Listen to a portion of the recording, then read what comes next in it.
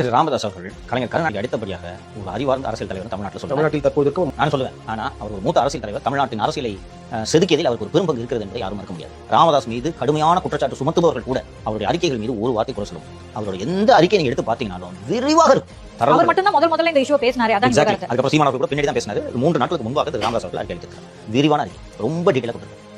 ஏற்கனவே மின்வாரியம் நஷ்டத்தில் தள்ளாடி கொண்டிருக்கிறது. அப்படிப்பட்ட நேரத்தில் மின்வாரியம் அந்த SECA என்ற solar energy corporation of India லிமிடெடோடு ஒப்பந்தம் போட்டிருக்கிறது. அந்த சோலார் எனர்ஜி கார்பரேஷன் ஆஃப் லிமிடெடிடமிருந்து மாநில அரசுகள் மின்சாரம் வாங்குவதற்காக அதானி லஞ்சம் கொடுத்தார் என்றுதான் அமெரிக்காவில் குற்றம் சுமத்தப்பட்டிருக்கிறது. தமிழ்நாட்டின் பெயரும் அந்த அமெரிக்க குற்றப்பத்திரிகையில் இடம்பெற்றிருக்கிறது. இதற்கு நடுவே முதல்வர் அவர்களை கௌதம் அடானி வீட்டில் வந்து சந்தித்தார் என்று ஊடகங்களில் செய்தி வந்துள்ளது. அதை முதல்வர் தரப்பிலிருந்து இதுவரை மறுக்கவில்லை. சோ இது தொடர்பாக இந்த சந்திப்புக்கான காரணம் என்ன, அந்த SECA லிமிடெடோட தமிழக அரசு மின்வாரியம் போட்ட ஒப்பந்தம் என்ன என்ற விவரங்களை வெளியிட வேண்டும் சொல்றாரு. இது வந்து அவருக்கு வேற வேலை இல்லைன்னு சொன்னார்னா இது என்ன மாதிரியான பதில்? அவர் முதலமைச்சர் இல்லையா?